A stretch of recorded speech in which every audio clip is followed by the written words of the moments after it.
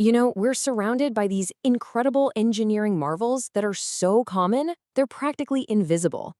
Today, we're going to dive into one of them, the component that, no joke, lets our entire world spin, roll, and rotate. We're talking about the absolutely brilliant hidden world of bearing design.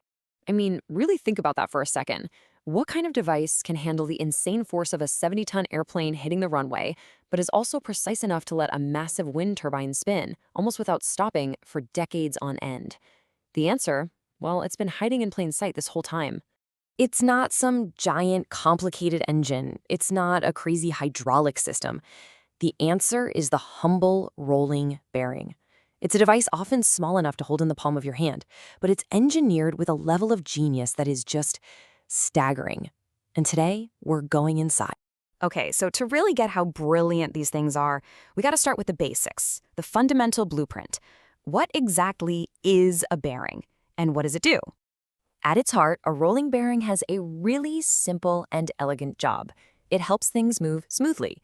It uses little rollers, like tiny balls or cylinders, to just slash the friction between two moving parts.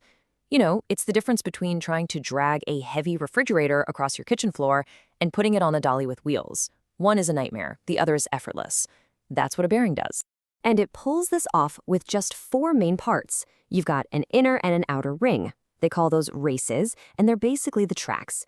Then you have the rolling elements themselves, the little guys doing all the work. And finally, you have the cage, which is super important because it keeps all those rollers perfectly spaced out. Seems pretty simple, right? Well, hold on, because this is where the real genius starts to show. All right, now we're peeling back the first layer. The magic isn't just that there are rollers. It's in the obsessively engineered, absolutely microscopic shape of those rollers. This is where things get really cool. Okay, so if you just use a simple, perfectly straight roller, all the pressure gets focused right on the sharp edges. And under a heavy load, those edges wear out super fast. It's a huge weak point. So to fix this, engineers came up with something called a logarithmic profile. Just think of it as a roller that's ever so slightly barrel-shaped.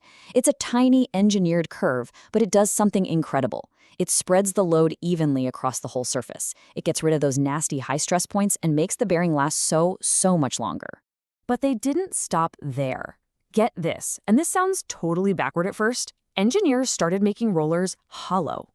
Yeah, they intentionally carved out up to 80% of the material from a part that's designed to take on massive loads. Why on earth would you do that? Well, in things like aerospace or super high-speed machines, every single gram matters. Less mass means the bearing can spin up faster and run more efficiently. It's a perfect case of less is more. And the list of custom shapes just goes on and on, each one a clever answer to a specific problem. You need a roller to fit on a curved track?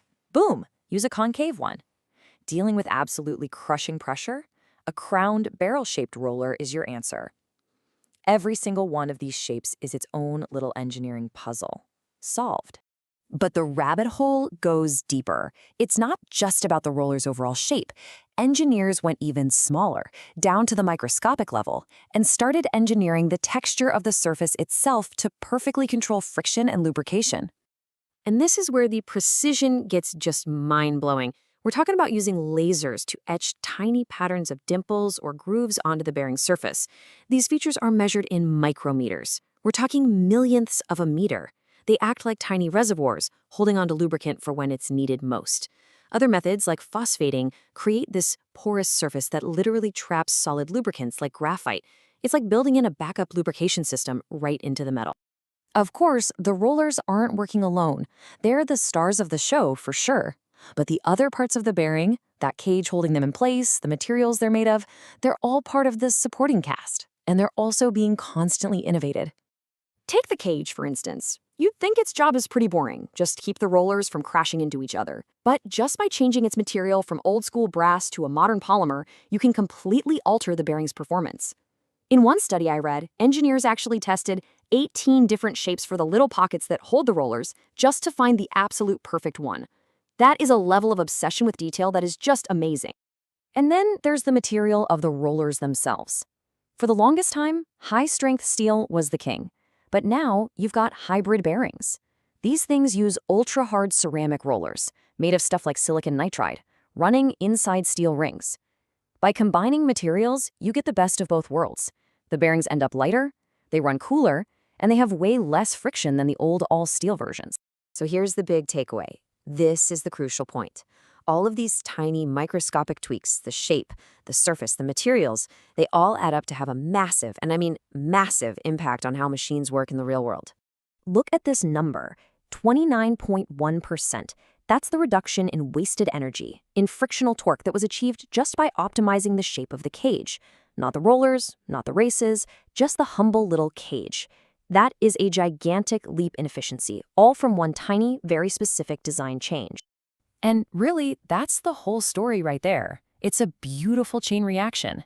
It all starts with a microscopic change to a roller's shape or its surface. That little change optimizes how the parts touch each other. That, in turn, slashes friction and wear. And the final payoff? A huge boost in efficiency for the entire machine, whether it's your car or a giant wind turbine. It all starts at the micron level. So the next time you see anything that spins or rolls, maybe just for a second, you'll remember the hidden genius humming away inside. And it kind of makes you wonder, right? What other everyday, simple objects are all around us, just hiding these incredible worlds of complexity, waiting for us to take a closer look?